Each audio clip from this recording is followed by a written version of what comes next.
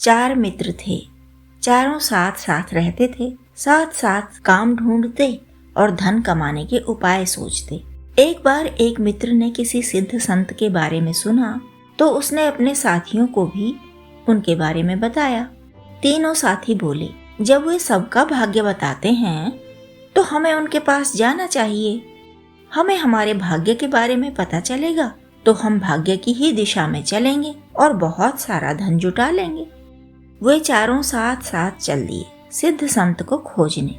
बहुत दिनों तक रास्ते पर चलते हुए कई गांव और जंगल पार करके वे आखिर उन संत के पास जा पहुंचे। वहां पहुंचकर उन्होंने सिद्ध संत से कहा कि हमने आपके बारे में सुना है, हम भी अपना भाग्य जानना चाहते हैं, अपने भाग्य की दिशा जानना चाहते हैं। कृपा करके हमें बताइए कि क्या हमें बहुत सा धन मिलेगा और यह भी बताइए कि किस दिशा में मिलेगा। संत बोले, मैं इतना बड़ा ज्ञानी नहीं हूँ जितना तुम कह रहे हो, पर यदि तुम धन ही पाना चाहते हो तो अपना भाग्य आजमा सकते हो। यह कहकर संत ने उन चारों को एक एक फावड़ा पकड़ा दिया और कहा कि उत्तर दिशा में जाओ, तुम्हें एक बड़ा सा पेड़ मिलेगा। उसके कुछ और आगे जाओगे तो लाल रंग की भूमि दिखाई देगी। तुम वहां की धरती खोद कर अपना भाग्य आजमा सकते हो।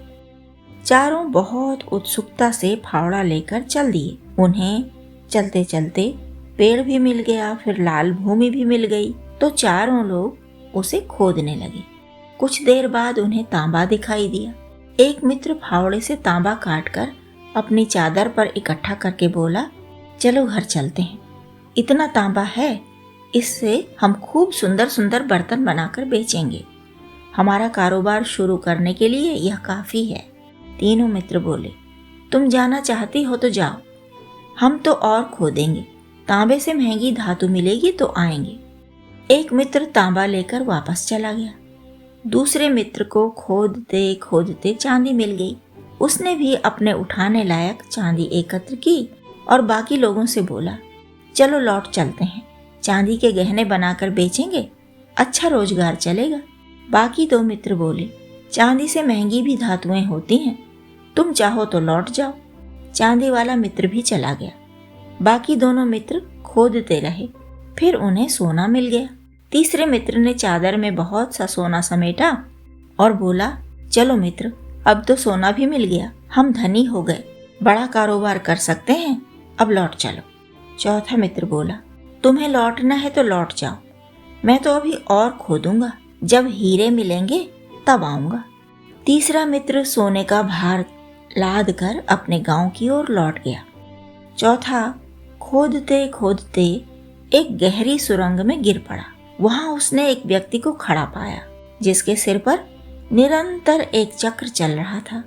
जैसे ही वह चौथा वहां पहुंचा, चक्र उछलकर उसके सिर पर चढ़ गया और घूमने लगा। वह परेशान होकर बोला, अरे यह क्या हो रहा है? कौन हो तुम? कहाँ भाग रहे हो मुझे फंसाकर? वह व्यक्ति जिसके सिर पर अभी तक चक्र चल रहा था, वह भागते भागते पलटकर बोला, मैं भी कभी तुम्हारी तरह ही हीरों के लालच में खोदता खोदता यहाँ गिर पड़ा।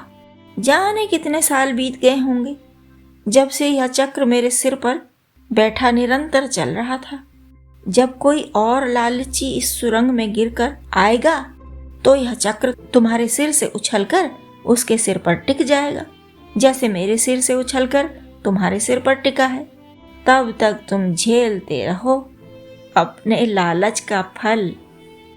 विवेक और सत्यनिष्ठा का हमेशा महत्व था और हमेशा रहेगा भी। जगाने के लिए हम सुनाते ही रहेंगे कहानियाँ।